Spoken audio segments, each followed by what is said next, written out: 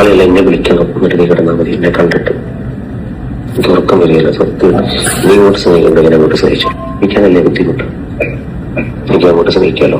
നിന്റെ വാട്സപ്പ് നോക്കൂ, എന്നെ ഇഷ്ടമാണ്. അതന്നെ ഒത്തിരി ഇഷ്ടമാണ്.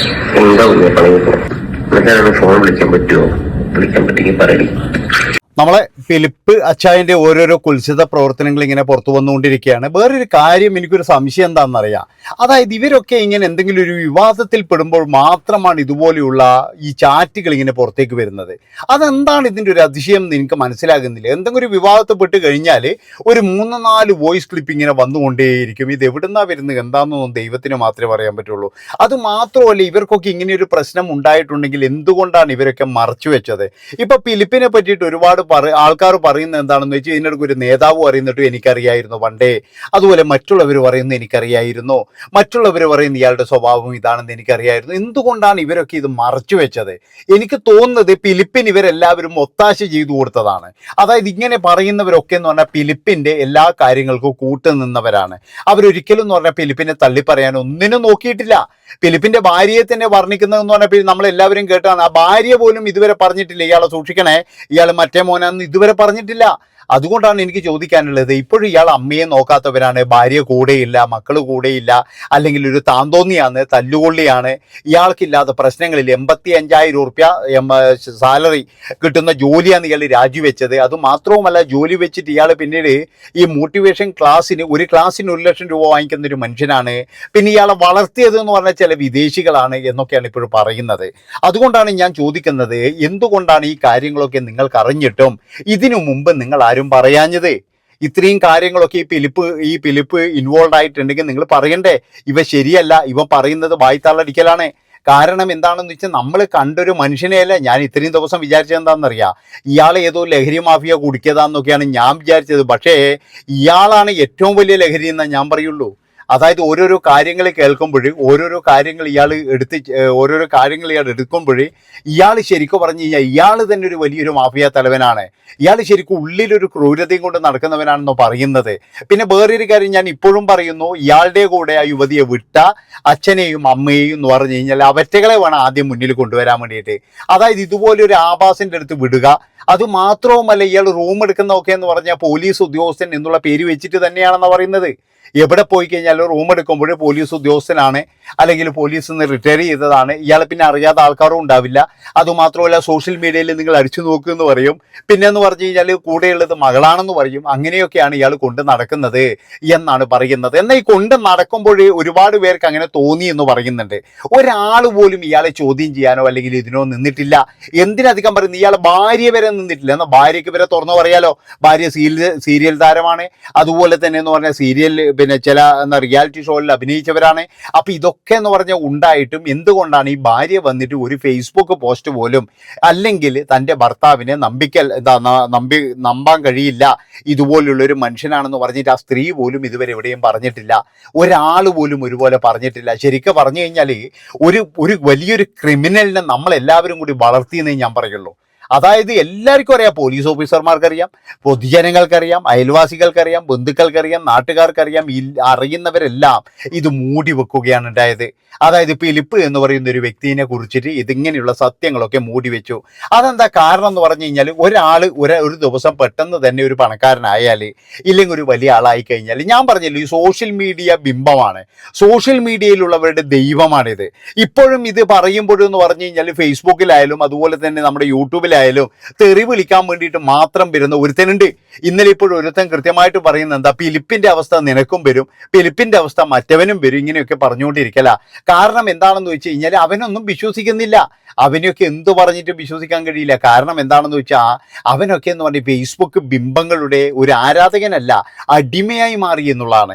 ഇയാളുടെ ഈ സ്പീച്ചും കാര്യങ്ങളൊക്കെ കേട്ടിട്ട് അടിമയായി കഴിഞ്ഞാൽ ഒരുപാട് ആൾക്കാരുണ്ട്. ഞാൻ പറഞ്ഞല്ലോ, ഇവനൊക്കെ സാമ്പത്തിക നേട്ടത്തിന് വേണ്ടിയിട്ടും അതുപോലെ തന്നെ എന്ന് പറഞ്ഞാൽ പറഞ്ഞാൽ ഇവന്റെ കാര്യങ്ങൾക്ക് വേണ്ടിയിട്ട് സാമ്പത്തികത്തിനെക്കാട്ടും കൂടുതൽ ഇവന് ഇങ്ങനെയുള്ള പരിപാടികളിൽ നിന്നും ഇങ്ങനെ പോയി കഴിഞ്ഞാൽ ഇച്ചിരി കിട്ടുമെന്നറിയാം. അതുകൊണ്ട് തന്നെ അതിനു വേണ്ടിയിട്ട് ഇവന്റെ സുഖത്തിന് വേണ്ടിയിട്ടുമാണ് ഇവൻ ഈ പരിപാടി തിരഞ്ഞെടുത്തതെന്ന് ഞാൻ പറയുള്ളൂ. അല്ലാതെ ഇവന് യാതൊരു വിധത്തിലുള്ള സ്നേഹമോ കാര്യമോ പരിഗണനയോ ഒന്നുമില്ല. അതുകൊണ്ട് എനിക്ക് പറയാനുള്ളത് എന്താണെന്ന് വെച്ച് കഴിഞ്ഞാൽ ഇനിയെങ്കിലും ഇതുപോലെയുള്ള വോയിസ് ക്ലിപ്പുകൾ, അതായത് ഏതെങ്കിലും നന്മ മരത്തെ പറ്റി ഉണ്ടെങ്കിൽ എത്രയും പെട്ടെന്ന് പുറത്തു വിടണം. ഇല്ലെങ്കിലെന്ന് പറഞ്ഞു കഴിഞ്ഞാൽ ഇവരുടെ എന്തെങ്കിലും ആരോപണം വന്ന് പുറത്തു വിടാൻ വേണ്ടിയിട്ടാണോ നിൽക്കുന്നത്? അതുമാത്രവുമല്ല പലരുടെയും അങ്ങനെയാണ്. അപ്പം എനിക്ക് തോന്നുന്നത് എന്താണെന്ന് വെച്ചാൽ ഒന്നുകിൽ ഈ വോയിസ് മാഫിയ എന്ന് പറഞ്ഞിട്ടൊരു സംഘമുണ്ട്, അല്ലെങ്കിൽ എന്ന് പറഞ്ഞാൽ വോയിസ് ക്ലിപ്പുകൾ ഇങ്ങനെ എടുക്കാൻ എന്താണെന്ന് വെച്ച് കഴിഞ്ഞാൽ ഈ സ്ത്രീക്ക് വേണമെങ്കിൽ ഇപ്പം ഈ വോയിസ് വിട്ടു, ഇത് എപ്പോഴും വേണമെങ്കിലും വിടായിരുന്നു. അതാണ് മനസ്സിലാക്കേണ്ടത്. എപ്പോൾ വേണമെങ്കിലും അവർക്ക് വിടായിരുന്നു. പക്ഷെ അന്നൊന്നും അവർ വിട്ടിട്ടില്ല. അന്നൊക്കെ എന്ന് പറഞ്ഞു കഴിഞ്ഞാൽ അവനെ എല്ലാത്തിലും സപ്പോർട്ട് ചെയ്തിട്ടും എല്ലാ കാര്യങ്ങളും അവന് വേണ്ടിയിട്ട് ചെയ്തിട്ടും നിന്നു. ഇപ്പോഴെന്താ ചെയ്യുന്നതെന്നാണ് ഇപ്പം അവരെന്ത് ചെയ്യുന്നു, ഇപ്പം അങ്ങ് പുറത്തു വിടുന്നത്. അതുകൊണ്ട് ഞാൻ പറയുകയാണ്, എൻ്റെ പൊന്നു സഹോദരങ്ങളെ, നിങ്ങൾ അയാളെക്കാട്ടി വലിയൊരു ചതിയാണ് ചെയ്യുന്നത്. അതായത് അയാൾക്ക് വേണ്ടി അയാൾ ചെയ്യുന്ന കാര്യത്തിന് എല്ലാത്തിനും ഒത്താശ ചെയ്ത് കൊടുക്കുകയാണ് നിങ്ങൾ ചെയ്യുന്നത്. അതുകൊണ്ട് ഇനിയെങ്കിലും അങ്ങനെ ചെയ്യരുത്. ഇനിയെങ്കിലും എത്രയും പെട്ടെന്ന് ഇങ്ങനെയുള്ള പ്രശ്നം വന്നു കഴിഞ്ഞാൽ ആ നിമിഷത്തിൽ എന്ന് പറഞ്ഞു കഴിഞ്ഞാൽ ഇങ്ങനെയുള്ള വോയിസുകൾ പുറത്തു വിടണം. ഇപ്പോഴിത് പുതിയ വോയിസ് ഒന്നുമല്ല, ഇതൊരു പഴയ വോയിസ് ആണെന്നാണ് എനിക്ക് തോന്നുന്നത്. അപ്പോൾ അങ്ങനെയുള്ള വോയിസുകളും കാര്യങ്ങളൊക്കെ എത്രയും പെട്ടെന്ന് പുറത്തു വിടണം. അല്ലെങ്കിൽ എന്ന് പറഞ്ഞാൽ ഇവനെ പോലെയുള്ള ആൾക്കാർ ഇവിടെ കേരളത്തിൽ വളർന്നു. ഇപ്പം അന്നേ ഈ വോയിസ് പുറത്തു വിട്ടിട്ടുണ്ടെങ്കിൽ ഒരുപക്ഷെ എന്ന് പറഞ്ഞാൽ ഇപ്പം ഈ ഒരു സ്ത്രീക്ക്, ഈ ഒരു പിന്നെ മകൾക്ക് ഇത് വരില്ലായിരുന്നു. അതാണ് നിങ്ങൾ മനസ്സിലാക്കേണ്ടത്. അന്ന് ഈ വോയിസ് പുറത്തു വിട്ടിട്ടുണ്ടെങ്കിൽ ഇവൻ ഇങ്ങനെയാണെന്ന് കുറച്ച് ആൾക്കാർക്കെങ്കിലും ഒരു ബോധം ഉണ്ടായേനെ. അതുകൊണ്ട് തന്നെ എന്ന് പറഞ്ഞു കഴിഞ്ഞാൽ ഇങ്ങനെയുള്ളൊരു സംഭവം ഉണ്ടാകില്ലായിരുന്നു. ഇതിപ്പോഴും എന്ന് പറഞ്ഞാൽ നമ്മുടെ നാട്ടിലിപ്പോൾ ഒരു വൈറസാണ്. ഒരു സന്തോഷ് മാധവൻ എന്ന് പറയുന്ന ഒരു കിഴങ്ങനുണ്ടായിരുന്നു. അവൻ്റെ മുന്നിൽ പോയിട്ട് എല്ലാവരും തുണി അയച്ചു തന്നു, നഗ്നപൂജയും മറ്റേതും ചെയ്തു. ഇപ്പോഴും എന്ന് പറഞ്ഞാൽ എന്താ സ്ഥിതി എന്ന് പറഞ്ഞാൽ ഇപ്പോൾ ഇങ്ങനെയുള്ള കുറേ എണ്ണം വരുമ്പോൾ മുരാരിമാറും മറ്റേവരും വരുമ്പോഴും എന്ന് പറഞ്ഞാൽ ഇവരെന്താ ചെയ്യുന്നതെന്ന് പറഞ്ഞു കഴിഞ്ഞാൽ അവിടെയും പോയിട്ട് ഇതുപോലെ. അതുകൊണ്ട് ഇതൊരിക്കലും നമ്മുടെ നടന്ന് തുടച്ചു നീക്കാൻ കഴിയുമെന്നൊന്നും എനിക്ക് തോന്നുന്നില്ല. കാരണം എന്താ വെച്ചാൽ വായു സാമർഥ്യം ഉണ്ടെങ്കിൽ ഇവർ പലതും ചെയ്യും ഇതുപോലെയുള്ള.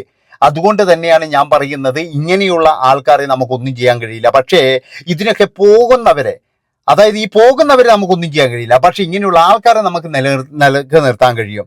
എന്താണെന്ന് വെച്ച് കഴിഞ്ഞാൽ ഞാൻ പറഞ്ഞല്ലോ, ഇപ്പോഴത്തെ കാലത്ത് എന്ന് പറഞ്ഞു കഴിഞ്ഞാൽ വോയിസുകളും കാര്യങ്ങളൊക്കെ പുറത്തു വിടാൻ വലിയ പണിയൊന്നുമില്ല. അതായത് ഇൻസ്റ്റഗ്രാമിൽ ഒരു അക്കൗണ്ട് ഉണ്ടാക്കും, അങ്ങ് ഏതെങ്കിലും ഒരു പേരും വെച്ചിട്ട് അങ്ങ് ഇടുക, അത്രയേ ഉള്ളൂ. അങ്ങനെയൊക്കെ ഉണ്ട്, അങ്ങനെയും ചില ടീമുണ്ട്. ഇതിപ്പോഴും എന്ന് പറഞ്ഞാൽ വരുന്ന വോയിസ് ഒക്കെ ഒറിജിനൽ ആണോ എന്ന് നമുക്ക് ദൈവത്തിന് പോലും കണ്ടുപിടിക്കാൻ പറ്റില്ല. അത്രയും ഭയങ്കരമായിട്ടുള്ള ടെക്നോളജിയാണ് ഇപ്പോൾ വന്നിരിക്കുന്നത്.